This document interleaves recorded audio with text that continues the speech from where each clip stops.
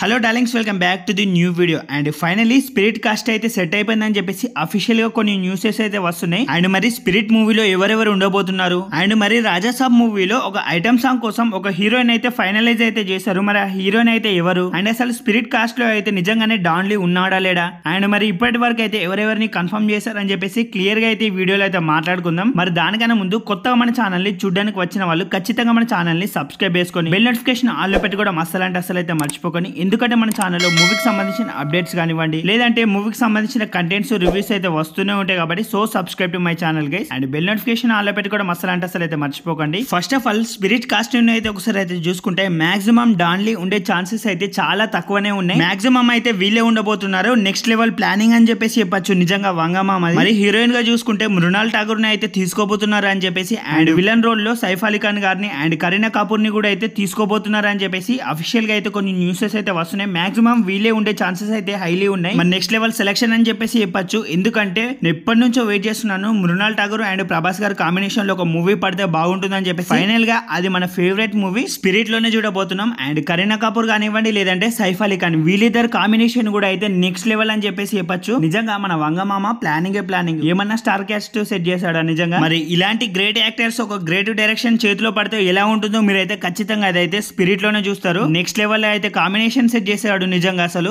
ఎవరు కూడా అసలు అయితే ఊహించలేరు. నిజంగానే అయితే అసలు ఈ స్టార్ క్యాస్ట్ చూస్తేనే మైండ్ పోతుంది. అండ్ ఈ మూవీ కోసం ప్రతి ఒక్కరు వెయిట్ చేసేది ఒకే విషయానికి, మన అందరం ఎప్పుడు చూడని ప్రభాస్ గారిని ఈ మూవీలో చూడబోతున్నాం. అదే పోలీస్ రోల్ అయితే చూడబోతున్నాం అని చెప్పేసి ప్రతి ఒక్కరు కన్ను ఈ మూవీ పైన. అండ్ ఈ మూవీలో మనం రూత్లెస్ రెబల్ ని కూడా అయితే చూడబోతున్నాం అని చెప్పేసి అఫీషియల్ గా కొన్ని న్యూసెస్ అయితే వస్తున్నాయి. వాటన్నిటి గురించి అయితే తొందరలోనే మనకైతే క్లారిటీ అయితే వస్తుంది. అండ్ మీకు ఈ స్టార్ క్యాస్ట్ ఎలా అనిపించిందో డెఫినెట్ గా కమెంట్ సెక్షన్ లో కామెంట్ చేసి నాకు చెప్పడం అయితే మర్చిపోకండి. మరి అఫీషియల్ గా కూడా అయితే సైఫ్ అలీ ఖాన్ గారిని కన్ఫర్మ్ చేసేస్తే ఇక మాక్సిమం డాన్లీ అయితే స్పిరిట్ లో లేనట్టే. మరి సందీప్ రెడ్డి వంగమామ ఏం ప్లాన్ చేస్తాడో మనకైతే క్లియర్ గా అయితే తెలియదు. మరి ఉన్నాడా లేదా అని చెప్పేసి ఇంకొద్ది రోజుల్లోనే మనకైతే ఇంకా క్లారిటీగా అయితే కన్ఫర్మేషన్ అయితే వస్తుంది. మీరైతే ముందుగానే ఎక్స్పెక్టేషన్స్ అయితే పెట్టుకోవద్దని చెప్పేసి నేను ఎప్పటి నుంచో చెప్పుకుంటూ అయితే వచ్చాను. మరి మీరు ఎలా అనుకుంటున్నారు ఈ స్టార్ క్యాస్ట్ గురించి డెఫినెట్ గా కమెంట్ సెక్షన్ లో కామెంట్ చేసి నాకు చెప్పడం అయితే మర్చిపోకండి. అండ్ ఫైనలీ మనందరం ఎప్పటి నుంచో ఎదురు చూస్తున్న ద రాజాసాబ్ మూవీ నుంచి అయితే అఫీషియల్ గా ఒక న్యూస్ అయితే బాగా వైరల్ గా అయితే మారింది. ఎన్నో ఇయర్స్ తర్వాత మళ్ళీ ప్రభాస్ గారిని అండ్ నయనతారని ఈ మూవీలో అయితే చూడబోతున్నాం అని చెప్పేసి ఫ్యాన్స్ అయితే తెగ ఖుషి అయిపోతున్నారు.